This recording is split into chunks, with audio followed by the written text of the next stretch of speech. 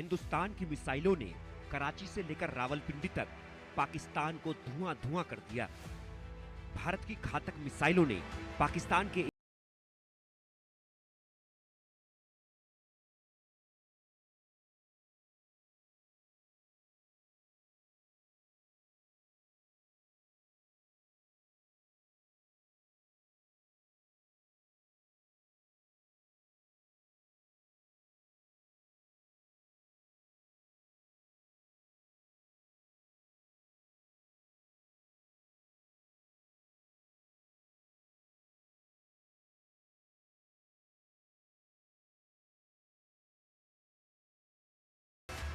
रहीम यार Khan forward base को भारी नुकसान पहुंचाया। भारत ने पाकिस्तान पर केवल सीमा से सटे सैन्य ठिकानों पर ही कार्रवाई नहीं की, बल्कि भारत की सेनाओं की धमक उस रावलपिंडी तक सुनी गई जहां पाकिस्तानी फौज का हेडक्वार्टर मौजूद है। भारतीय सेना ने शौर्य और पराक्रम के साथ साथ संयम का भी परिचय देते हुए पाकिस्तान के अन्य ठिकानों पर भी प्रहार करके करारा जवाब दिया है। हमने केवल सीमा से सटे सैन्य ठिकानों पर ही नहीं कार्रवाई की, बल्कि भारत की सेनाओं की धमक उस रावलपिंडी तक सुनी गई जहां पाकिस्तानी फौज का हेडक्वार्टर मौजूद है। पाकिस्तान के रावलपिंडी तक भारत की मिसाइलों ने कहर बरपाया। इनमें सबसे घातक मिसाइल थी ब्रह्मोस, जिसके वार ने शहबाज और मुल्ला मुनीर की सेना में हाहाकार मचा दिया। पाकिस्तान की सेना को पस्त कर दिया, पाकिस्तान को सबसे बड़ा जख्म दिया। ब्रह्मोस मिसाइल क्या होती है, अभी आपने ऑपरेशन सिंदूर के अंदर इस मिसाइल के पराक्रम की एक झलक देखी होगी, और नहीं देखी होगी तो कम से कम पाकिस्तान वालों से पूछ लेना चाहिए कि ब्रह्मोस मिसाइल की ताकत है।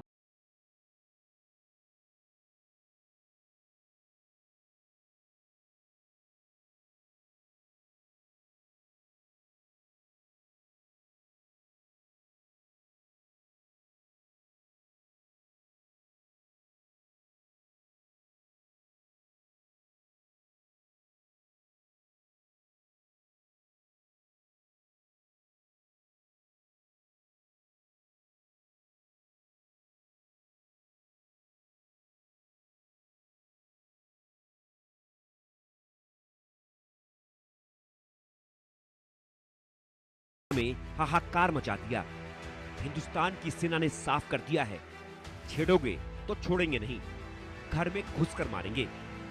सिर्फ बॉर्डर वाले इलाके ही नहीं, रावलपिंडी तक को मलबे और गड्ढे में बदल देंगे। Bureau report, India news.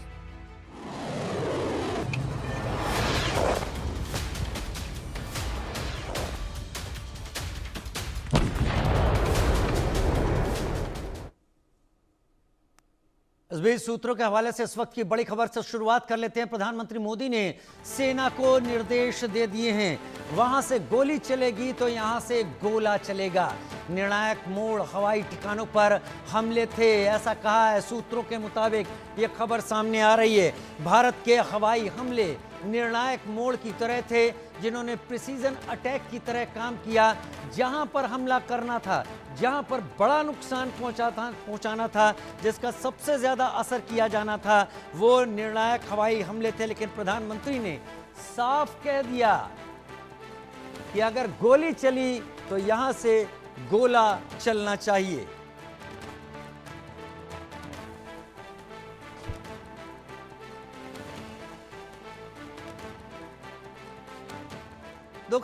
कई खास मेहमान मेरे साथ इस वक्त चर्चा के लिए जुड़ गए हैं। इसमें सबसे पहले रमन मलिक साहब, नेता बीजेपी, बहुत स्वागत है आपका।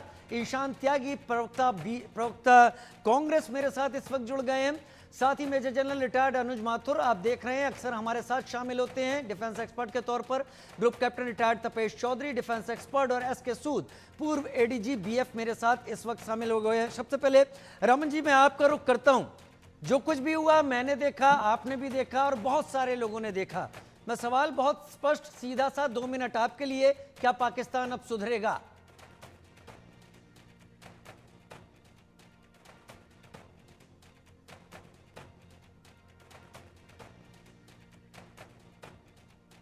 रमन मलिक से, क्या आपको मेरी आवाज आ रही है?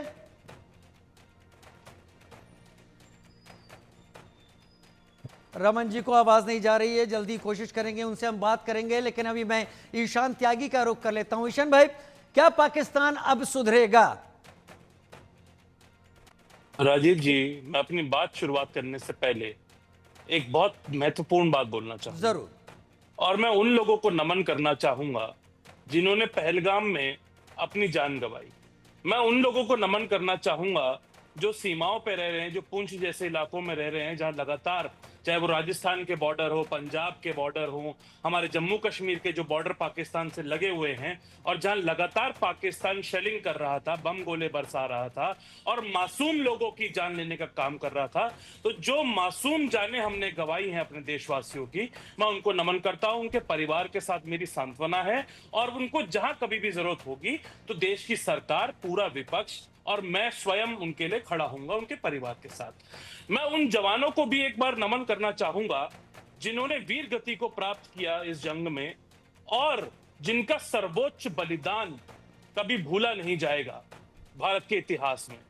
उन्होंने हमारी रक्षा करते हुए, हमारी सीमाओं की रक्षा करते हुए, आतंकवाद के खिलाफ लड़ते हुए जिन्होंने अपनी जान गंवाई, जो जवान हमारे शहीद हुए हो, चाहे वो आर्मी के हुए हो या पैरामिलिट्री फोर्सेस के हुए हो, उनको मेरा एक नमन है और मेरी पार्टी की तरफ से, समूचे विपक्ष की तरफ से और 140 करोड़ लोगों की तरफ से मेरा नमन है, उनको मेरा सलाम है।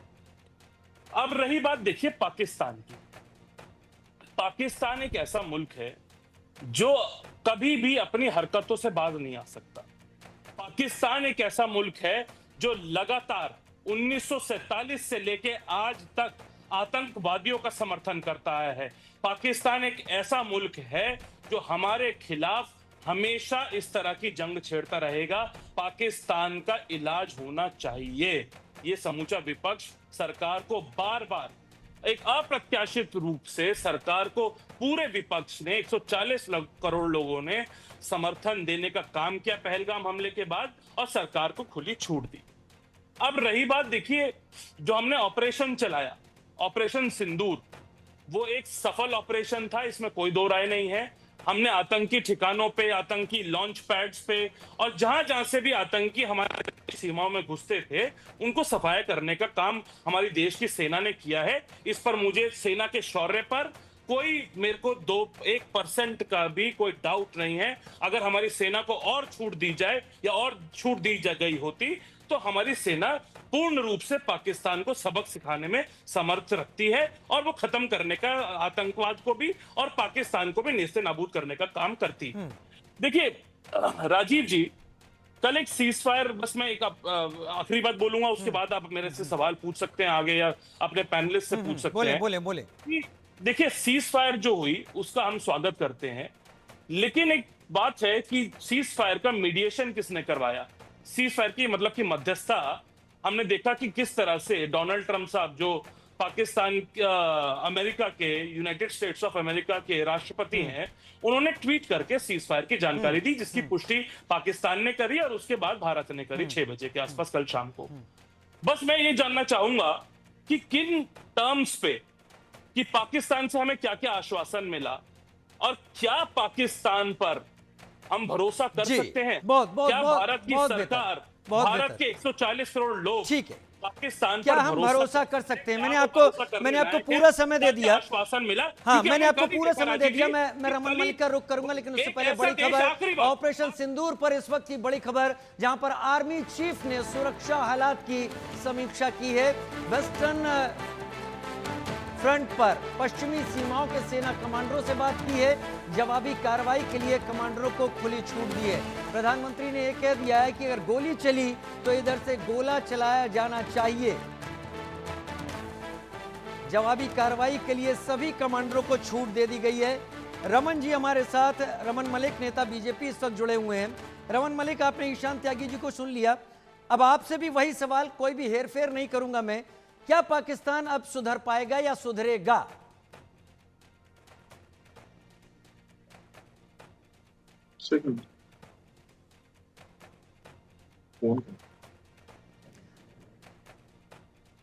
अनम्यूट करें, आपकी आवाज नहीं आ रही है सर। जी, अब आ रही है आवाज? जी। जब हम पाकिस्तान की बात करते हैं तो वहां पे दो कंपोनेंट्स हैं जिसकी बात हमको करनी पड़ेगी। एक वहां का गरीब आवाम और दूसरा वहां के रईस और जो फौज के और ऑफिसर्स हैं और फौज के रहनुमाई पे जीने वाले बड़े धन्ना सेठ। ये दो वहां की कैटेगरीज हैं। क्या पाकिस्तान की गरीब जनता सुधरेगी नहीं सुधरेगी, वो बेचारे तो अपने मरने के हालात में, उनको 400 किलो 500 रुपए किलो आटा मिलता है, कहाँ बेचारे मरेंगे। लेकिन जो वहां का मेन एस्टेब्लिशमेंट है जो उसको कंट्रोल करता है पाकिस्तान को, चाहे वो आर्मी है, ब्यूरोक्रेसी है या वो धन्ना सेठ वहां के हैं, वो नहीं सुधर सकते साहब।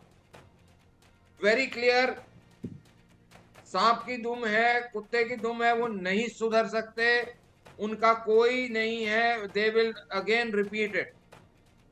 मैं आज भी आपके चैनल पे बोल रहा हूं कि हम अपनी तरफ से ईमानदारी करके इंसानियत के लिए हम चुप हो गए, लेकिन फिर भी मैं आपको गारंटी देता हूं कुछ महीनों में ये काम दोबारा करेंगे और ये फिर पिटेंगे। देखिए, एक चीज मैं आपको अभी भी बोल सकता हूं, मैंने थोड़ी देर पहले ट्वीट भी करा है। डीईओ डिपार्टमेंट है अमेरिका का, डिपार्टमेंट ऑफ एनर्जी ऑब्जर्वेशन।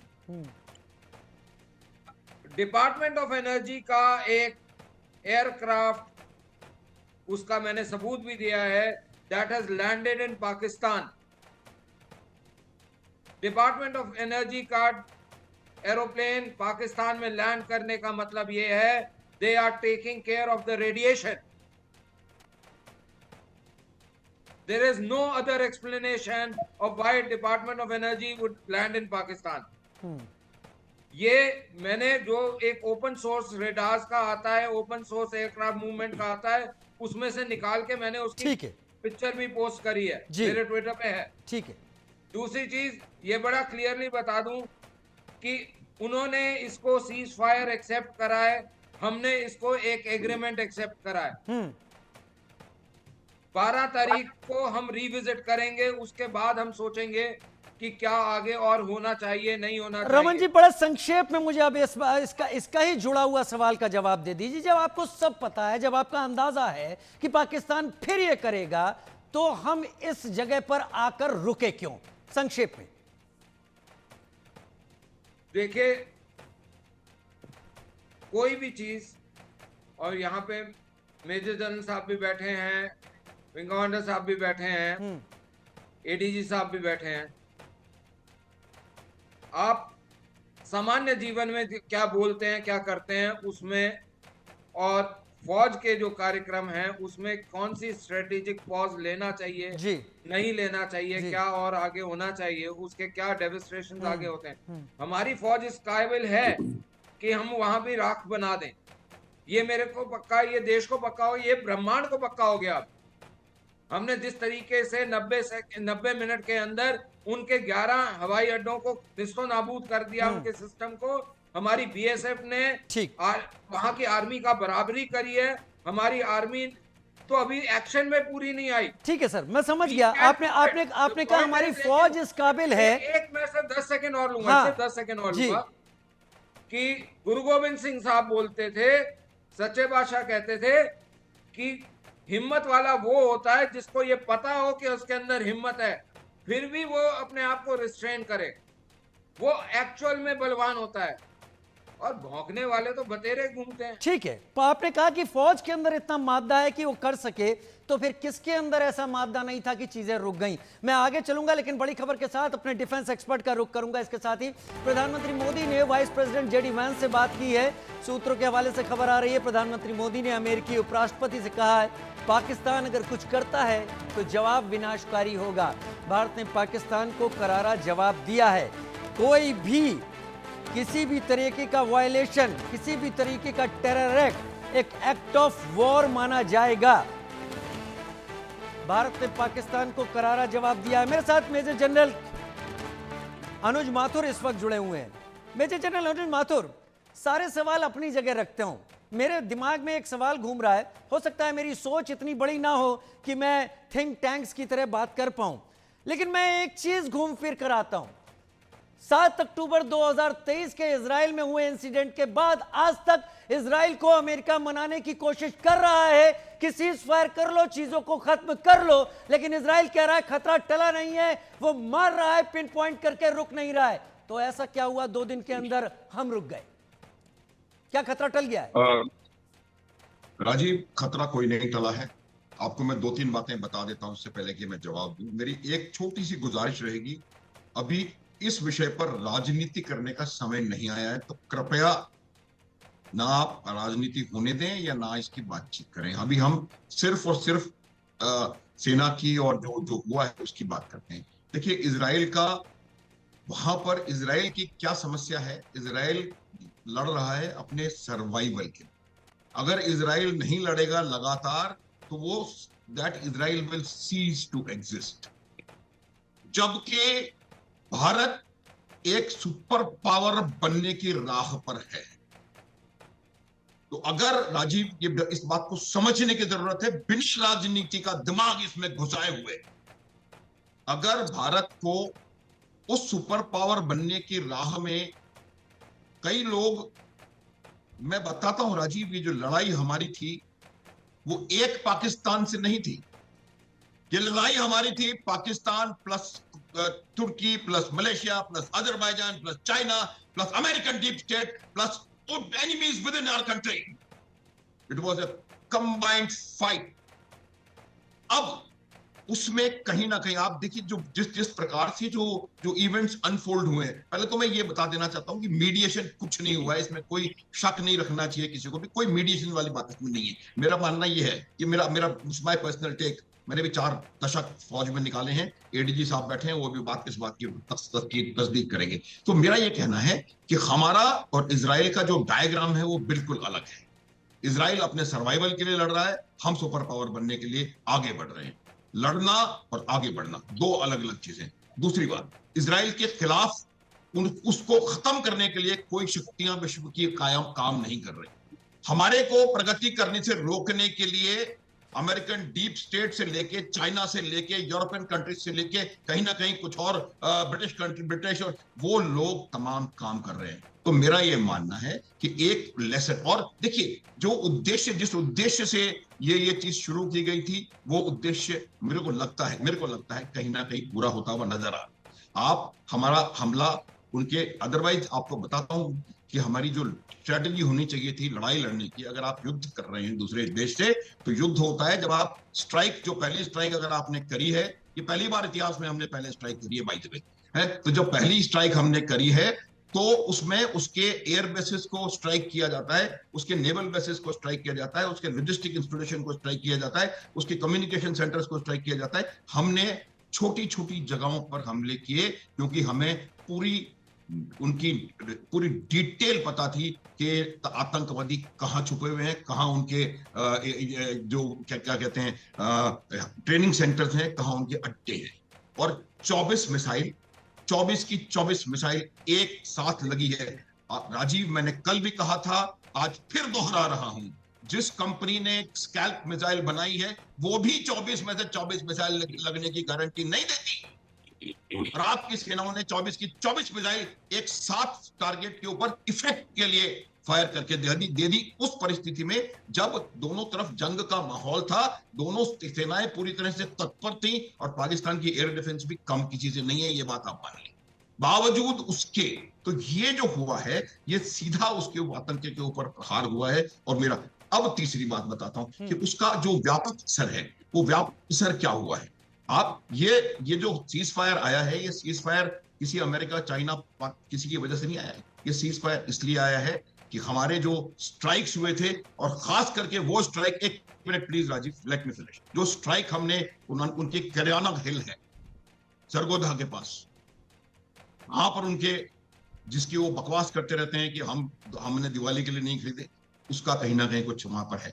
उससे 6 किलोमीटर दूर हमारी एयरफोर्स ने जाकर के सटीक हमला किया और ये मैसेज चला गया, उनके एयर बेसेस खत्म कर दिए, उनकी एयर डिफेंस खत्म कर दी, काफी हद तक खत्म से मतलब ये नहीं होता कि पूरा खत्म, तो हमास भी नहीं हुआ है, उनको डिग्रेड कर दिया, एयर बेसेस को डिग्रेड कर दिया। और हमने ये उनको दिखा दिया कि अगर ज्यादा कुछ बात करने की कोशिश करी, ये भी हमारे अंडर, ये भी तो मेरी बात सुनो। तो ये मेरा मानना है कि ये जो सीज फायर हुआ है, ये इस वजह से हुआ है कि पाकिस्तान had become untenable। मैं एक एक करके सबके पास आता हूं क्योंकि अभी चर्चा जारी है, लेकिन बड़ी खबर का रुख करूंगा। उससे पहले मैं जरा ईएम डॉक्टर एस जयशंकर का ट्वीट रखता हूं और फिर आप लोगों की बातों पर आता हूं। उन्होंने कहा, India and Pakistan have today worked out on understanding and stoppage of firing and military action. India has consistently maintained a firm and uncompromising stance against terrorism in all its form and manifestation. It will continue to do so. इसमें कहीं cease fire का उल्लेख नहीं है। फिर cease fire का शब्द आया कहां से? मैंने डोनाल्ड ट्रंप का ट्वीट देखा, उसमें सीज फायर का शब्द था। खैर, बड़ी खबर का रुख करता हूं, चर्चा आगे बढ़ाता हूं। ऑपरेशन सिंदूर पर बड़ी खबर, शाम 6:30 बजे रक्षा मंत्रालय एक प्रेस कॉन्फ्रेंस करने वाला है ऑपरेशन सिंदूर पर। इसमें जानकारी दी जाएगी। एयरफोर्स साफ कर चुकी है, ऑपरेशन सिंदूर अभी रुका नहीं है, जारी है। डिफेंस मिनिस्ट्री शाम 6:30 बजे इस प्रेस कॉन्फ्रेंस को करने वाली है। मेरे पास सभी मेहमान अब एक एक करके सबके पास जाऊंगा। ग्रुप कैप्टन तपेश चौधरी मेरे साथ इस वक्त जुड़े हुए हैं। ग्रुप कैप्टन तपेश चौधरी, क्या आपको लगता है पाकिस्तान अब सुधर जाएगा? Your time starts now sir. नहीं, ये बात तो बहुत सारे पैनलिस्ट और बहुत सारे चैनल्स पे हम कर चुके हैं कि इस बात को रिपीट करने से कोई ज्यादा फायदा नहीं है, क्योंकि पाकिस्तान सुधरने वाला नहीं है। क्योंकि किसी का सुधरना ना सुधरना उसकी हिस्ट्री के ऊपर डिपेंड करता है। That is one point. Sir, जब ये इतना श्योर है तो भारत इस जगह पर आया क्यों? मैं वही समझना चाहता हूँ, वो भी समझाइए। तो हाँ, तो जनरल माथुर ने एक बहुत अच्छी बात कही कि कीचड़ में अगर कोई सूअर खड़ा है, उससे अगर लड़ना है तो आपको कीचड़ में उतरना पड़ेगा ना। तो हम दूसरे की कीचड़ में अपने आप को क्यों फंसाना चाहते हैं? हमारा उद्देश्य कुछ अलग है, उनका उद्देश्य कुछ अलग है। पाकिस्तान का सर्वाइवल हम सब जानते हैं किस बात पे होता है, और हम एक सुपर पावर बनने की कोशिश कर रहे हैं। तो हम जो यहाँ पे बैठ के ये बात कर रहे हैं कि हमने किस कंडीशंस के ऊपर ये समझौता किया या सीज फायर किया, हमसे बेटर, मुझे ऐसा लगता है हमसे बेटर माइंड्स वहां बैठे हुए हैं, जो ऑलरेडी, जिनको सब पता है, उनको अपनी पोजीशंस पता है, उन्होंने क्या अचीव किया वो पता है, उनको अपनी ड्रॉबैक्स पता है। तो उसमें हमें कोई संदेह नहीं होना चाहिए, क्योंकि जितनी रेजिलियंस हमने दिखाई है इस ऑपरेशन को करने में और जिस एक्यूरेसी के साथ में, वो एक्चुअली हमें कोई पीछे जाने का मतलब नहीं बनता है। मैं इसमें बस एक बात ये कहता हूँ कि सीज फायर वॉलेशंस की जो हम बार बार बात करते हैं, सीज फायर वायलेशन आप वर्ल्ड ओवर देख लीजिए, कोई बड़ी बात नहीं है। सीज फायर होते हैं, कई बार लोकल आर्मी यूनिट्स छोटा मोटा काम करती हैं, कुछ लार्ज स्केल पे होता है। कई बार हम सीज फायर के बाद भी दूसरे का रिएक्शन चेक करने की कोशिश करता है। ट्रम्प साहब ने रशिया यूक्रेन का सीज फायर कराया था, अगले दिन फायरिंग शुरू हो गई थी और ज्यादा इंटेंसिवली शुरू हो गई थी। तो सीज फायर इतनी वायलेशंस बड़ी बात नहीं है। बट यस, जो ना सुधरने वाली बात है उसका जवाब कैसे दिया जाना चाहिए, मैं इस पे आता हूँ। अगर वो सुधरेगा नहीं, अगर हम ये मान के चल रहे हैं, जो कुछ सोर्सेज ने हमें बताया था कि सीज फायर, हमने एक शर्त अमेरिका को ये बता दी है कि any act of terrorism will be considered as an act of war. तो हमें इस लेवल पे आना चाहिए कि any cease fire violations now will also will be considered as a war. Now हम उसके बाद पीछे नहीं हटेंगे। तीसरी बात जो है, जो हम ये कह रहे हैं कि ऑपरेशन सिंदूर खत्म हुआ है कि नहीं हुआ, राजीव जी, एक्चुअली फोर्सेज उसी कैपेबिलिटीज के साथ खड़ी हुई हैं। तो फोर्सेस को देखिए, पीस टाइम लोकेशंस और ऑपरेशनल लोकेशंस किस एरिया में ऑपरेशंस होने, उसके हिसाब से सारी यूनिट्स की, आर्मी, एयरफोर्स, नेवी की सब डिफरेंट होती हैं। सब सारी ऑपरेशनल लोकेशंस पे तैनात हैं, सारी कॉम्बैट यूनिट हाईएस्ट रेडीनेस पे हैं। तो हम किसी भी बात का जवाब देने के लिए तैयार हैं। तो ये ऑपरेशन तो खत्म हो ही नहीं सकता। सीज फायर डजंट मीन कि ऑपरेशन सिंदूर है stop. Cease fire, there is a small break in between. बस उस बात को ध्यान रखते हुए, और दूसरी बात ये है ना कि हमारा जो एयर डिफेंस सिस्टम है, जैसे हम एयर डिफेंस सिस्टम की बात कर रहे थे कि हमने ऑपरेशन सिंदूर को रोक दिया, ऐसा नहीं है। एयर डिफेंस सिस्टम जो है बहुत कॉम्प्लेक्स सिस्टम है, ठीक है। और हमारे ड्रोन से लेके, एयरक्राफ्ट से लेके, अवैक्स से लेके, रडार से लेके, सबके फिर वो नेटवर्क पे एक कंट्रोल सेंटर में जाता है, वहां उसका आइडेंटिफिकेशन होता है, फिर वो वेपन सिस्टम्स को दिया जाता है, फिर वेपन ये डिसाइड करता है कौन सी मिसाइल और कौन सा बैटरी यूज करना है। तो ये सब सिस्टम उसी रेडीनेस में है जैसा होना चाहिए। ये देखने में बड़ा सिंपल लगता है कि एक ड्रोन आया, हमने मिसाइल मार दी या गन मार दी, हो गया, नहीं। बट इसके पीछे की जो तैयारी है, जो रोबस्ट चीजें हैं, जो हमारी प्रिपेयर्डनेस है, वो बहुत मतलब हमने इंपॉर्टेंट। अचीव किया है, आप इंडिकेशन ये दे रहे हैं कि हमने अचीव किया है, इसको ड्रॉबैक्स की तरफ नहीं देखना चाहिए। मैं एक बड़ी खबर ले लूं, फिर उसके बाद एडीजी मेरे साथ इस वक्त एसके सूद साहब बैठे हैं और उनका भी बड़ा अनुभव है। एक खबर आ रही है सूत्रों के हवाले से, जहां भारत ने पाकिस्तान को दो टूक कह दिया है। पाकिस्तान आतंकवादियों को सौंपेगा, अब तभी बात होगी और पाकिस्तान से सिर्फ पीओके वापसी पर ही बात होगी।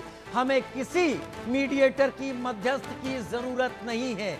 अगर ये खबर हम सूत्र के हवाले से कह रहे हैं और ये खबर एक्चुअली हो रही है, तो ये माना जा सकता है हमने वाकई वो अचीव किया है, जहां हम बातचीत के दायरे को केवल और केवल पीओके तक केंद्रित कर पाए हैं। एसके सूद सर मेरे साथ इस वक्त जुड़े हुए हैं। एसके सूद सर, सारे सवाल मैं करीब सामने रख चुका हूं। पाकिस्तान को लेकर जो कुछ इश्यू हुआ, बीएसएफ की फर्स्ट लाइन ऑफ डिफेंस रही है, इन चीजों को आप ज्यादा नजदीकी तौर पर समझते हैं। क्या पाकिस्तान उस शैतान बच्चे की तरह नहीं है जो कुछ दिन तो कान पकड़ के खड़ा हो जाएगा, लेकिन शरारत करने से बाज नहीं आने वाला? मैं इन भाषा की बाजीगरी में या अतिशयोक्ति में मुझे महारत नहीं हासिल है। मैं सिर्फ ये कहना चाहता हूँ कि पाकिस्तान जिस तरीके से ऑपरेट करता है और जिस तरह से उन्होंने 1947 से लेकर अभी तक हमारे साथ एनिमोसिटी दिखाई है, मुझे ऐसा प्रतीत नहीं होता है कि वो हमारे बरखिलाफ कार्रवाइयाँ करनी छोड़ देगा। आप अभी रिसेंट हिस्ट्री ही देख लीजिए। उड़ी हुआ, उड़ी के बाद हमने सर्जिकल स्ट्राइक्स किए, पुलवामा हुआ, उसके बाद हमने बालाकोट किया, और उसके बाद फिर अभी हो गया, और इस बीच में कई और घटनाएं हो गई, पठानकोट हो गया। तो पाकिस्तान की फितरत में है ये चीजें करना, और वो इनमें इंडल्ज करता रहेगा। पॉइंट ये है कि जो हमने कहा कि any act of terror will be considered an act of war, तो अब इसका क्या डेफिनेशन है? क्या टेररिस्ट एक्टिविटी में एक बंदा मर जाए तभी भी ये एक्ट ऑफ वॉर माना जाएगा? We will have to work out the terms of reference इसमें, और या फिर पहलगाम जैसा एक कोई घटना होगी तब होगा। तो हमें दूसरी चीज, हमें हमारा जो है सूचना तंत्र पे, हमें एक्सटर्नल और इंटरनल, हमें बहुत ज्यादा ध्यान देने की जरूरत है कि हम ऐसी कोई कार्रवाई होने से पहले ही हम उसको प्रिवेंट कर सकें और हम उसको अंजाम ही ना होने दें। तो ये जरूरी है।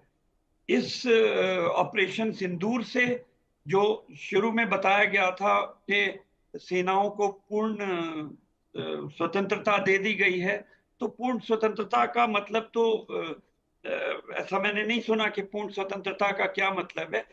मिलिट्री एटलीस्ट हमारे देश में, पाकिस्तान की छोड़ दें, पॉलिटिकल लीडरशिप के डायरेक्शंस पे ही काम करती है। तो पूर्ण स्वतंत्रता देने का मतलब है उनको एक पॉलिटिकल ऑब्जेक्टिव दिया गया होगा। जो पॉलिटिकल ऑब्जेक्टिव था कि पाकिस्तान के अंदर टेररिस्ट इंफ्रास्ट्रक्चर को खत्म किया जाए। तो ये जो 8-9 स्ट्राइक्स हुई, उनमें हमने काफी कुछ अचीव किया, पर हमें आगे इस बारे में सोचना है कि क्या इन स्ट्रक्चर्स को फिनिश करने के बाद क्या हम पूरा का पूरा टेररिस्ट इंफ्रास्ट्रक्चर वहां पर खत्म कर सके हैं? Exactly sir. तो ये आवश्यक है, और इस तरीके से हमें अपने ऑब्जेक्टिव्स को स्टेप बाय स्टेप डिफाइन करना पड़ेगा, और उसकी तरह से हमें कार्रवाई लेनी पड़ेगी। हमें सिर्फ मिलिट्री एस्पेक्ट्स को ही नहीं देखना है, हमें और आगे जाकर डिप्लोमेटिक प्रेशर थ्रू आउट लगाना पड़ेगा उनके ऊपर में।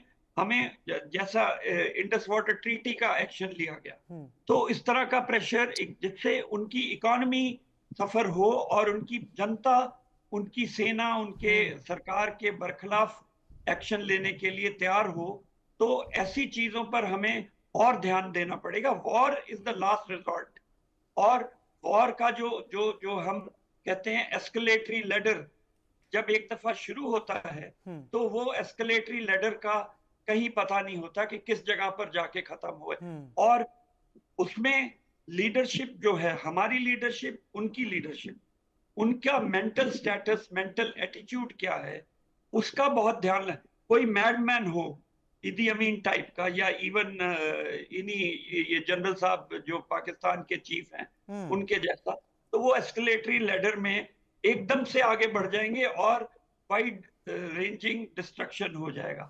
तो हमें इसका ध्यान देना बहुत आवश्यक। जी आप एकदम सही बात कह रहे हैं, क्योंकि अगर टेरर नेटवर्क की तबाही ही कुछ अचीवमेंट माना जाए तो उरी के बाद वो टेरर नेटवर्क फिर खड़ा हुआ। अगर पुलवामा बालाकोट के बाद ये टेरर नेटवर्क फिर से खड़ा होता है तो केवल टेरर नेटवर्क को तबाह करना हमको वो अचीवमेंट नहीं देता है। अभी जो किया ये कुछ साल बाद खड़ा नहीं हो जाएगा, इसकी भी कोई गारंटी नहीं है। मैं बड़ी खबर इस वक्त ले लेता हूं, फिर उसके बाद चर्चा को आगे बढ़ाता हूं। पीडीपी चीफ महबूबा मुफ्ती ने बयान दिया है, उम्मीद है सीज फायर स्थायी होगा। कल रात हम तस्वीरें देख चुके हैं किस तरीके से स्थायी रखा पाकिस्तान ने, लोग अपने घर में वापस जा सकेंगे। हालांकि ये एक पॉलिटिकल स्टेटमेंट है, लेकिन अभी पाकिस्तान ने कल रात 3 घंटे जो तस्वीर दिखाई वो क्या थी, सुन लेते हैं महबूबा मुफ्ती ने क्या कहा। यहाँ बहुत ज़्यादा फायरिंग हुई है, यहाँ के कई लोग जो हैं अस्पताल में, कई लोग शेल्टर्स में, मगर ये उड़ी मुफ्ती साहब ने, पीडीपी ने इसको अमन का दरवाज़ा बनाया था, क्योंकि यहीं से रास्ता खुला था मुजफ्फराबाद का और अमन की पहली गाड़ी यहीं से लेके चले गए थे। तो मुझे उम्मीद है कि जो अभी सीज फायर हुआ है इसको परमानेंट किया जाए ताकि लोग अपने घरों में वापस जा सके। रमन मलिक मेरे साथ इस वक्त जुड़े हुए हैं, नेता बीजेपी इस वक्त जुड़े हुए हैं। रमन भाई, डोनाल्ड ट्रंप ने अपने एक्स पोस्ट के जरिए सबसे पहले ये बात बताते हुए लिखा कि रात भर हम टेलीफोन कॉल में बिजी रहे। इन टेलीफोन कॉल के पीछे क्या कोई बड़ी डील हुई है कि चीजें अचानक स्टैंड स्टिल हो गई? देखिए, मेरे को नहीं पता कि इस कॉल्स में क्या हुआ क्या नहीं, क्योंकि ये मेरे पे ग्रेड के बहुत ऊपर है, साधारण व्यक्ति से बहुत ऊपर है। लेकिन मैं इतना जरूर जानता हूं कि देश का इंटरेस्ट और सुरक्षा एजेंसियों का मत और वर्तमान स्थिति को बिना देखे प्रधानमंत्री मोदी कोई एक्शन नहीं लेते। दूसरी चीज, हमने एक नया पैराडाइम आज डाल दिया है इस कॉन्वर्सेशन के अंदर। पहले बहुत सारी और बातें करते थे, आज ये लिमिट हो गई है 2 चीजों पर। एक, टेररिस्ट समर्थक, टेररिस्ट के जो आका हैं उनको हैंडओवर की बात करोगे, हम बात करने को तैयार हैं। Any act of terror is an act of war, वो डिफाइन हो गया है। तीसरी चीज ये डिफाइन हो गई, इंडस वाटर ट्रीटी अबायंस में है, अबायंस में रहेगी। और चौथी चीज जो हो गई कि इसमें किसी की मध्यस्थता की कोई जरूरत नहीं है। नहीं, अभी आपने एसके सूद साहब को सुना है, एडीजी रहे हैं, बीएसएफ में एक लंबा अनुभव रहा। आपने कहा any act of terror is an act of war, उसको डिफाइन कहां किया गया है? क्या एक शख्स की हत्या कर देते आतंकवादी, वहां पर ही हम एक्ट ऑफ वॉर मानेंगे, या हमको पहलगाम की तरह 26, 27, 30, 50 या 100 की नफरी गिननी पड़ेगी? रमन सर, देखिए, उसकी क्या डिटेल है क्या नहीं है ये तो मेरे को अभी नहीं पता, तो मैं उसको बोल नहीं सकता, क्योंकि इसकी डिस्क्रिप्शन क्या है। मैं आपको ये भी जरूर बता दूं और आपके दर्शकों को भी कि यूनाइटेड नेशन बने हुए पता नहीं कितने साल हो गए, लेकिन आज तक यूनाइटेड नेशन में भी ये जो टेररिज्म है इसकी डेफिनेशन नहीं है। हिंदुस्तान अकेला मुल्क है वाहिद जो बार बार ये बोलता है कि you must describe what is an act of terrorism. इसकी परिभाषा जो है यूनाइटेड नेशन में होनी चाहिए। बहरहाल इतनी बात मैं आपको बोल सकता हूं कि हम हमारे नागरिकों के ऊपर हुए किसी भी अत्याचार को एक आतंक की घटना मानेंगे, ऐसा मुझको लगता है। ऐसा आपको लगता है? आपने बड़ा स्पष्ट कर दिया, कोई भी घटना वो आतंकी घटना मानी जाएगी। ईशान त्यागी, क्या आपको लगता है वो जो टेलीफोन कॉल जिसकी जिक्र कर रहे थे डोनाल्ड ट्रंप, वो कोई बड़ी डील तक पहुंचा है जो अभी हमारे सामने नहीं है, जिसके बाद हमारी जो खुली छूट थी वो फिर रुकी और उसके बाद चीजें अभी जो हैं उसमें दोनों तरफ से फायरिंग बंद है? राजीव जी, देखिए, सबसे पहली बात तो मैं तीनों जो डिफेंस एक्सपर्ट्स ने हमारी बातें रखी हैं उनका सम्मान करता हूं, और क्योंकि उनको सेना में सर्व करने का सौभाग्य प्राप्त हुआ, भारत को सर्व करने का सेना के थ्रू सौभाग्य प्राप्त हुआ, मुझे नहीं हुआ, तो उनका जो पूरा एक्सपीरियंस है और जो उन्होंने बातें रखी है उसका मैं सम्मान करता हूं। लेकिन जिस तरह से अभी एक डिबेट में एक पैनलिस्ट द्वारा बोला गया कि किसी तरह का मीडिएशन नहीं हुआ है, या अभी जैसे हमारे भारतीय जनता पार्टी के साथी ने बोला कि मीडिएशन की जरूरत नहीं है, थर्ड पार्टी मीडिएशन की। हाँ, एक तरह की ये पॉलिसी हमारे देश में हमेशा से फॉलो होती आई है कि हम थर्ड पार्टी मीडिएशन नहीं एक्सेप्ट करेंगे, चाहे हमारा पाकिस्तान से कोई भी मुद्दा हो या किसी भी मुद्दे पर हम अंतरराष्ट्रीय जो एक मीडिएशन है, मध्यस्थता है, उसको एक्सेप्ट नहीं करेंगे। लेकिन मैं आपके चैनल के माध्यम से ये जो डोनाल्ड ट्रंप साहब ने कल ट्वीट किया है, मैं एक बार वो दिखा देना चाहता हूं, और चैनल के व्यूअर्स को पता होना चाहिए कि उन्होंने क्या लिखा है। उन्होंने लिख रहे हैं, after long night of talks mediated by the United States. Please note, mediated by the United States, I am pleased to announce that India and Pakistan have agreed to a full and immediate ceasefire. पहली बात तो अगर Donald Trump साहब, मैं इसमें कोई राजनीति नहीं करना चाहता, और मैं कोई संदेह भी नहीं, और मैं कोई संदेह नहीं कर रहा हूं इस बात में, जिस तरह से डोनाल्ड ट्रंप साहब कह रहे हैं कि यहाँ पर मीडिएशन हुआ है, मध्यस्थता हुई है अमेरिका की, और हमारे सरकार के नुमाइंदे कह रहे हैं कि मध्यस्थता नहीं हुई है, तो इसको क्लियर करने का सिर्फ एक ही तरीका है कि एक विशेष सत्र पार्लियामेंट का बुलाया जाए, उसमें एक एक चीज पहलू पे डिस्कशन हो, और एक ये बताया जाए कि 22 अप्रैल से लेके आज तक की जो स्थितियां रही हैं, परिस्थितियां रही हैं, किन परिस्थितियों में ये सीज फायर का एक जो डिसीजन है, मैं आप मीडिएशन नहीं बोलना चाहते मत बोलिए, लेकिन जो सीज फायर हुई है उसमें किन परिस्थितियों में हुआ है और क्या उनकी परिस्थिति। और बड़ी सबसे इंपॉर्टेंट बात, क्योंकि ये डोनाल्ड ट्रंप साहब का दूसरा ट्वीट है, और इसको भी मैं दिखाना चाहता हूं और इसको भी कोट करना चाहता हूं, और अपनी पार्टी की जो राय है इस पे, जो हमारी पार्टी की जो पॉलिसी है इस पे, मैं उसको स्पष्ट कर देना चाहता हूं। वो लास्ट में लिख रहे हैं इस ट्वीट में, additionally I will work with you both to see, both का मतलब इंडिया और Pakistan, to see if after 1000 years a solution can be arrived at concerning Kashmir. God bless the leadership of India and Pakistan on a job well done. पहली बात तो देखिए, Congress party की एक स्पष्ट राय है इस पे कि 1994 में हमारे संसद में जो एक रेजोल्यूशन पास हुआ था और सर्वसम्मति से हुआ था हमारी सरकार के दौरान, इनफैक्ट भारतीय जनता पार्टी चाहे उस समय विपक्ष में थी, एक सर्वसम्मति से एक रेजोल्यूशन पास हुआ था कि पीओके हमारा अभिन्न, जो पाकिस्तान ऑक्यूपाइड कश्मीर जिसमें पाकिस्तान बैठा हुआ है, वो हमारा अभिन्न हिस्सा है हमारे देश का, और उसको हम खाली करवा के रहेंगे। तो जम्मू और कश्मीर पे जिस तरह की बात डोनाल्ड ट्रंप कह रहे हैं कि पहली बात तो इसमें बड़ी बेवकूफी वाली बात यह है कि हजारों साल से ये मुद्दा चला आ रहा है, हजारों साल से लड़ाई चली आ रही है। अरे 1947 के बाद ये लड़ाई शुरू हुई, उससे पहले सब एक ही मुद्दा था। तो उसके बाद वो कह रहे हैं, हम जिनको इस बात का पता नहीं है कि कितने वर्षों से ये मुद्दा चला आ रहा है, वो व्यक्ति ये कह रहा है कि हम जम्मू कश्मीर पे दोनों देशों के वार्ता करने को तैयार हैं। तो क्या सरकार की पॉलिसी में कि जिसमें हम मध्यस्थता नहीं करवाएंगे किसी भी मुल्क की, अन्य मुल्क की, क्या अब सरकार की पॉलिसी में कोई चेंज हुआ है? मैं समझ गया, मैं समझ सत्र है और जो विशेष हाँ, सत्र है वो उसमें वो हमें वो जो प्लेज हमने ली थी, वो चीज, हाँ, वो चीजें सरकार स्पष्ट करे, मैं समझ गया। क्योंकि मैंने फॉरेन मिनिस्टर का यहाँ पर वो बयान भी रखा, उन्होंने कहीं सीज फायर का उल्लेख नहीं किया, सीज फायर का उल्लेख डोनाल्ड ट्रंप ने किया है, मीडिएशन की बात यहाँ नकारी जा रही है, डोनाल्ड ट्रंप कह रहे हैं हमने मीडिएट किया।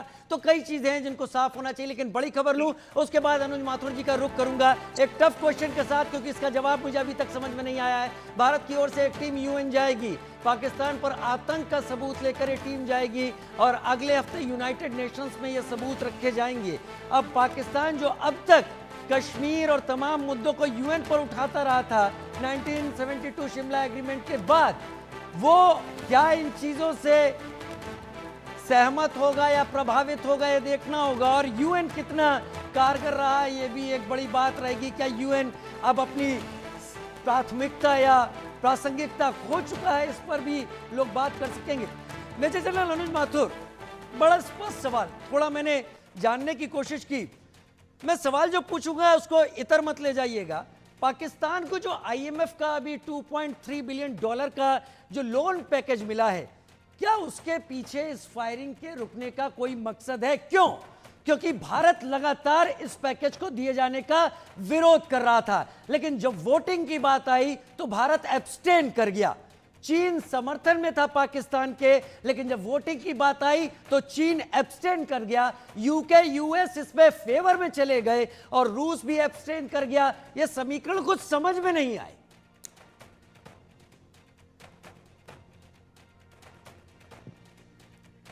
सर अनम्यूट करें अपने को। आई एम सॉरी राजीव जी। जहां तक सवाल पाकिस्तान को दिए जाने वाले बेल आउट का है, ये बेल आउट का विषय ऐसा नहीं है जो कि पहलगाम के बाद शुरू हुआ। ये बेल आउट के ऊपर बातचीत कई महीनों से चल रही है। पाकिस्तान का ये जो लोन की जो रिक्वायरमेंट है वो कई महीनों से उसके ऊपर डिस्कशंस हो रहे हैं। अब कहीं ना कहीं पाकिस्तान ने ये सोचा होगा कि इसको मैं अपने सैन्य साजो सामान में और अपने आप इसमें इस्तेमाल करने का प्रयास करूंगा। तो इस पूरी की शर्त, ये मेरा स्पेक्यूलेशन है, मुझे कुछ पता नहीं है और इस प्रश्न का उत्तर देने का भी कोई किसी को हक नहीं है, क्योंकि क्या बात हुई है क्या नहीं हुआ है किसी को मालूम नहीं है। एब्सटेन क्यों हुआ है वो भी मैं बताऊंगा थोड़ी देर में, लेकिन इसमें शायद ये बहुत जबरदस्त दबाव डाला गया होगा कि हम ये रिलीज कर रहे हैं ताकि आप सरवाइव कर सकें, लेकिन $1 भी इसका किसी गलत काम में इस्तेमाल नहीं होगा। तो जब उनको लगा कि उनकी यूनिट आर्मी मार खा चुकी है, एडी लगभग डेग्रेड हो चुकी है, 10 हवाई अड्डों पर एयर बेसिस के ऊपर हमला हो चुका है और उसको उसमें एक पैसा भी नहीं खर्च कर पाएंगे, तो वो भी कहीं ना कहीं इस सीज फायर को पाकिस्तान की तरफ से सीज फायर की लिए रिक्वेस्ट करने में, सर विद ड्यू रिस्पेक्ट आप पूरा कीजिएगा, with due respect to you मैं 2-3 चीजें रख देता हूं, आप इस पर भी जरा क्रॉस रखिएगा। एसके सूद साहब से भी इसी पे पूछूंगा, क्या यूएस ने इस सब से, इस वोट से जो फेवर में किया था, 3 ऑब्जेक्टिव हासिल किए हैं। पहला, फॉरवर्ड मूवमेंट, जो टैरिफ पर भारत के साथ जो डील थी जिसमें जेडी वैंस को भेजा गया था, उसमें भारत को कोई पॉजिटिव नोट दिया हो। दूसरा, डी एस्केलेशन भी करवा लिया। और तीसरा, पाकिस्तान को जो चाइना की तरफ जा सकता था उसे डॉलर्स दिलवाकर अपनी तरफ कर लिया। क्या ये 3 अचीवमेंट यूएस ने हासिल नहीं किए एक तीर से? राजीव देखिए, मैं आपको एक बात मैं आपको बताना चाहता हूं कि जो हम ये एस्केलेशन और डी एस्केलेशन की बात कर रहे हैं, मेरा मिलिट्री माइंड है और मैं आपको ये बताना चाहता हूं कि भारत की तरफ से कभी एस्केलेशन हुआ ही नहीं। हमने अपना काम किया, पहले स्ट्राइक करी, उसके बाद चूंकि पाकिस्तान ने रिएक्ट किया तो उसका हमने उसी तरीके से उतना जवाब दिया, बिल्कुल कंट्रोल्ड। फिर उन्होंने कोशिश की, फिर कंट्रोल जवाब दिया और उनकी हालत खराब हो गई। पहली बात तो ये एस्केलेशन डी एस्केलेशन की बात हम ना करें तो मेरे मत समझ से बेहतर होगा, क्योंकि कोई एस्केलेशन डी एस्केलेशन हमारी तरफ से एस्केलेशन था ही नहीं, पहली बात। दूसरी बात, जहां तक सवाल है इस लोन का, इससे कोई खास इसको, क्योंकि देखिए उस देश की अगर आर्थिक व्यवस्था पूरी तरह से चरमरा जाएगी, वो बिल्कुल टूटने के कगार पे आ जाएगा, तो वो और भी कोई ड्रास्टिक एक्शन कर सकता है, ये भी संभावना है। कहीं ना कहीं विश्व समुदाय को यह नजर आ रहा होगा कि कहीं अगर पाकिस्तान आर्थिक रूप से बिल्कुल टूट के बिखर गया तो कहीं वो कोई पटाखा ना छोड़ दे। तो ये कई वजह हो सकती हैं। और उसके अलावा क्या है, देखिए ये जो आप बात कर रहे हैं ये बहुत महत्वपूर्ण बात है और ये बात चीन को कहीं पसंद नहीं आई है। उसका भी मैं बताऊंगा एक्चुअल क्या एक्टिविटी हुई है। पाकिस्तान को चाइना की पूरी गोदी में जाके बैठ जा पा रहा था पाकिस्तान, अमेरिका को वो ठीक नहीं लग रहा था, इसलिए अमेरिका ने कहीं जाकर के उनको ये लॉलीपॉप दिया। अब आप देखिए कि क्या था कि जब ये तो सारा कुछ हो गया तो इशाक डार ने एक ट्वीट निकाला और उसमें उन्होंने डोनाल्ड ट्रंप के और अमेरिका के इतने कसीदे पढ़े कि शी जिनपिंग नाराज हो गए। उसके बाद शी जिनपिंग की और जो उसकी वांगी की और उनकी बात हुई है, उसके बाद उन्होंने कहीं उनको कहा होगा, और ये जो सीज फायर का उल्लंघन हुआ है ये उसके बाद हुआ है। आप देखिए इसमें चाइना की चाल है शुरू से लेके आखिर तक, ये बात हमें समझने का, ये मेरा मिलिट्री माइंड कहता है। और ये जो बेल आउट पैकेज है वो उसमें अमेरिका के अपने इंटरेस्ट हैं। चाइना इंडिया ने क्यों एब्सटेन किया? चाइना पाकिस्तान के साथ है और इंडिया के वोट का कोई मतलब नहीं है। जब आपके 17% वोट अमेरिका के पास है, 8-10%, तो उसका कोई मतलब नहीं। आप जाकर के वोट दे दो उसके खिलाफ, कोई फर्क नहीं पड़ेगा। तो मेरा ये मानना है, देखिए हम भी एब्सटेन कर रहे हैं, रूस यूक्रेन की लड़ाई में पता नहीं कब से एब्सटेन कर रहे हैं, तो वो अपनी पॉलिसी के ऊपर निर्भर करता है। मेरा ये मानना है, देखिए क्या होता है कि ये जो बेल आउट मिला है उसका अगर पूरी कंडीशन है कि वो भारत के खिलाफ या आतंकवादी घटनाओं में इसका बिल्कुल $1 भी इस्तेमाल नहीं करेगा, और अगर करता हुआ देखा गया तो अब देखिए मैं आपको 2 चीजें और बताता हूं राजीव, प्लीज इसको थोड़ा ध्यान से सुनने की जरूरत है। हमने क्या और अचीव किया है? हमने ये अचीव किया है कि पाकिस्तान जो जिंदगी भर कहता आ रहा था कि मैं आतंक के साथ नहीं हूं, कल तक कह रहा था, वो पूरी तरह से एक्सपोज्ड है। उसकी वजह क्या है? उसकी वजह यह है कि आपने देखा किस प्रकार से पाकिस्तान और उसकी सेना और उसका एस्टेब्लिशमेंट वाज फोर्स्ड कि अपने जनाजे में जाकर के वो दिखाए। दूसरी बात ये आपको मैं बता रहा हूं, ये होगा आने वाले समय में, बहुत जल्द होगा। दूसरा ये है कि इतने बड़े हमले आतंकवाद के अड्डों पे हो गए, 9 अड्डे ध्वस्त कर दिए। उनमें से एक अड्डा मुरीद के का वो है जिसमें ओसामा बिन लादेन ने 1 करोड़ रुपया इन्वेस्ट किया हुआ था। आज से 25 साल पहले ओसामा बिन लादेन का 1 करोड़ रुपया उसको बनाने में इन्वेस्टेड है, जो कि था, कोई मान रहा नहीं था। ये तमाम बातें आपको भर करके सामने आई। सर मैं बड़ी खबर का रुख कर लूं, सर मैं आता हूं, बड़ी खबर का रुख कर लूं। तीनों सेनाओं की तरफ से डीजीएमओ आज प्रेस कॉन्फ्रेंस करने वाले हैं। थोड़ी देर में director general military operations press conference करेंगे और ऑपरेशन सिंदूर को लेकर जानकारी दिए जाने की तैयारी कर ली गई है। ऑपरेशन सिंदूर पर यह जानकारी दिए जाने की तैयारी है। डीजीएमओ प्रेस कॉन्फ्रेंस करने वाले हैं, थोड़ी देर बाद ही ये प्रेस कॉन्फ्रेंस होगी। हम सीधे आपको वहां पर ले चलेंगे। एसके सूद साहब, मैं आपका रुख करूंगा, क्या जो कुछ भी अभी हालात बने हैं उसके पीछे क्या समीकरण हो, क्या ना हो, थिंक टैंक ज्यादा बेहतर है, टीवी पर बैठकर कयास लगाए जा सकते हैं, या आप जैसे अनुभवी लोगों के जरिए जीरो इन किया जा सकता है कि ये हो सकता है? लेकिन मेरा सवाल और लोगों का सवाल, क्या इस सब से पीओके जिसके बारे में हम कह रहे थे वो भारत का हिस्सा है, उसे वापस लाना है, हमने एक बहुत बढ़िया मौका अपने हाथ से दूर जाने दिया है?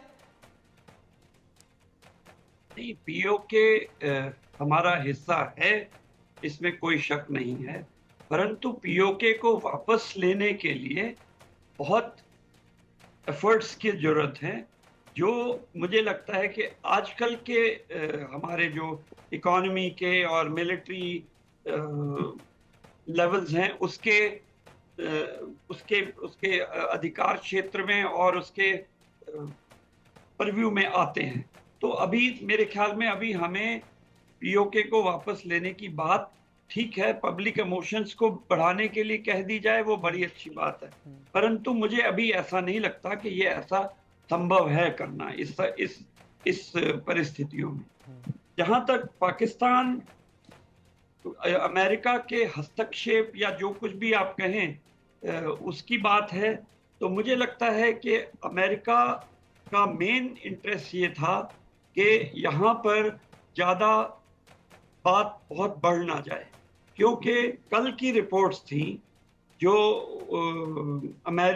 पाकिस्तान की नेशनल कमांड अथॉरिटी है, जो कि उनके न्यूक्लियर इस्तेमाल के डिसीजंस ले लेते हैं, उनकी कल एक मीटिंग हुई थी और साथ ही साथ रिपोर्ट्स ये हैं कि उन्होंने अपनी न्यूक्लियर एस्टेब्लिशमेंट्स के ऊपर सिक्योरिटी का बहुत स्टैंडर्ड बढ़ा दिया था। तो मुझे ऐसा लगता है कि अमेरिका को ऐसा प्रतीत हुआ कि Pakistan is getting into a corner और इस तरह की कोई चीज़ वो ना कर बैठे कि बहुत बड़े स्केल पर नुकसान हो जाए। तो मुझे इसका मुख्य कारण यही लगता है। और जहाँ तक आईएमएफ के बेल आउट का इशू है, तो अमेरिका के हक में है ये बात, आईएमएफ का bail out. Pakistan after all दोबारा अमेरिका से ही हथियार खरीदेगा, पैसा उनको फिर से वापस है और उनकी जो डिफेंस इंडस्ट्री जिसका बहुत बड़ा हिस्सा है उनकी यूएस की इकोनॉमी का, वो भी फ्लरिश करेगी। तो मेरे विचार में ये 2 मुख्य कारण हैं। चीन के साथ पाकिस्तान के जनरेशंस के संबंध है, चीन के साथ जरूर उसकी अमेरिका की कोशिश होगी कि उनको वीन अवे कर ले चीन से, परंतु चीन के साथ उनके बहुत अच्छे संबंध हैं। चीन के पाकिस्तान के अंदर कई इंडस्ट्रियल वेंचर्स भी हैं, क्या what is that called, BRI और BRT व्हाटएवर, जी CPEC BRI belt and road initiative, तो ये सब भी हैं। तो ऐसा सोचना कि पाकिस्तान अमेरिका के पाकिस्तान इस कार्रवाई से वीन अवे हो जाएगा, मुझे ऐसा संभव नहीं लगता। चीन के साथ उनके संबंध हैं और ये स्थिति मेरे विचार में ऐसी बनती। स्थिति आपके विचार में ऐसी बनती है। मेरे साथ तपेश जी इस वक्त जुड़े हुए हैं, group captain Tapesh Chaudhary. Group captain Tapesh Chaudhary, जो भी सीज फायर का नाम दिया जा रहा है या कोई इसको कह रहा है कि फायरिंग रुकने की बात हो, लेकिन लास्ट 48 आवर्स कल से पहले के अगर देखें तो भारत ने टेरर बेसेस डिस्ट्रॉय किए, भारत ने 11 एयर बेसेस डिस्ट्रॉय किए, एयर डिफेंस सिस्टम डिस्ट्रॉय किए, और Bharat as deep as Lahore या उससे भी आगे अगर हम देखें तो कुछ एक एयर बेसिस तक पेनिट्रेट कर पाया। 100 टेररिस्ट के मारे जाने की बात आ रही है। क्या भारत ने इतना सब करने के बाद अपनी ज्यादातर एनर्जी पाकिस्तान के ड्रोन और मिसाइल को लेकर डिफेंड करने में खर्च कर दी? क्या भारत और कुछ कर सकता था जिससे पाकिस्तान को उस थ्रेशोल्ड पर ले आता जहां से पाकिस्तान फिर एक बहुत बड़ा डेंट खा चुका होता शायद? तपेश जी।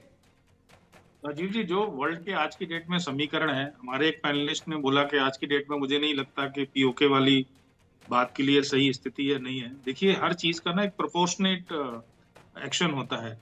ऐसे तो इजराइल को सब खत्म कर देना चाहिए था। इजराइल तो बहुत कैपेबल है, बहुत बड़ी डिफेंस इंडस्ट्री है, अमेरिका का पूरा सपोर्ट है, तो वो तो आज तक खत्म नहीं कर पाया किसी टेररिस्ट को। उसके पास लगातार हमले करते रहे, उसने भी सिर्फ एक्शन का रिएक्शन किया, उन चीजों को कर्व किया। एक छोटे टाइम तक उसको शांति मिली, लेकिन फिर से वही पहुंची। अब आप हमारा यहाँ से देखिए कि 26/11 में हमने अपने रेस्पॉन्स को कैसे बढ़ाया। 26/11 के बाद हमने उनको सारे सबूत दिए। उनके जज साहब ने बोल दिया ये तो पीस ऑफ पेपर है, इसमें कुछ नहीं होता। फिर पठानकोट हमला हुआ। पठानकोट हमले में उन्होंने ये बोला कि हमें इसमें कोई इंक्वायरी में शामिल करिए, हम साथ में इंक्वायरी करेंगे। वहां जाके बोल दिया ये तो इन लोगों ने उनके खुद ही लोगों ने किया हुआ है, हमारे लोगों का कोई साथ नहीं है। तो हमने चाहे वो डिप्लोमेसी से या किसी भी तरीके से पहले हमने वो प्रेशर डाला। उसके बाद उरी अटैक हुआ तो हमने सर्जिकल स्ट्राइक की। बालाकोट उससे बड़ा रेस्पॉन्स था, और इस बार हमने उससे भी बड़ा रेस्पॉन्स किया। जो आपने अभी बोला, हमने 100 किलोमीटर जाके पहली बार आईबीबी क्रॉस करके हमने वहां जाके मारा। तो ये रेस्पॉन्स होते हैं प्रोपोर्शनेट। अब इस प्रोपोर्शनेट रेस्पॉन्स का हमारा पहले से ही इरादा नहीं था कि हम इसको एस्केलेट करेंगे। हमारा प्रोपोर्शनेट रेस्पॉन्स इस बार इतना ज्यादा था। और आप किसी को लेसन सिखा सकते हैं, किसी को डरा सकते हैं, नेस्तनाबूद कर सकते हैं, लेकिन उसको मिटा नहीं सकते। आज के वर्ल्ड के समीकरण में ये बहुत मुश्किल काम है। उसी के लिए जैसे मैं बोल रहा था कि अभी एक पैनलिस्ट ने भी बोला कि कांग्रेस के प्रवक्ता हैं, तो उन्होंने बोला कि मीडिएशन तो ट्रंप साहब बोल रहे हैं, लेकिन हमने तो मीडिएशन किया है। पर देखिए कि हमारा जैसलमेर से 250 किलोमीटर है, Jacobabad is almost 225 to 30 kilometre inside Pakistan from Jaisalmer side जी। तो मैं अपनी बात कंप्लीट करता हूँ अगले 30 सेकंड में। मैं बस इतना कहना चाह रहा था कि इसमें हमारा ऑब्जेक्टिव, किसी भी ऑपरेशन का एक ऑब्जेक्टिव होता है। हमारा ऑब्जेक्टिव था ऑपरेशन सिंदूर का पर्टिकुलर, जो हमने फर्स्ट डे अचीव कर लिया। उसके बाद हमने उसका जो पाकिस्तान ने जो किया उसका हमने रिएक्शन प्रोपोर्शनेट जवाब दिया। जब जवाब दिया तो उसमें अब अमेरिका अपनी तारीफ करे, हमने रुकवा दिया, चाइना अपनी तारीफ करे, या पाकिस्तान बोले कि हमने जो ऑनर था वो वापस ले लिया, हम कर लें, उससे कोई फर्क नहीं पड़ता। हमारा जो मेन ऑब्जेक्टिव था हमने अचीव कर लिया। और कोई भी कंट्री पाकिस्तान की तरह लड़ाई नहीं लड़ता कि हम रोज अपने ऑब्जेक्टिव डिफाइन करते रहें और रोज नए ऑब्जेक्टिव्स लेके आते रहें। रोज ऑब्जेक्टिव डिफाइन करना, रोज नई चीजें लाना। लेकिन आप लोगों से बात करके एक बात स्पष्ट हो गई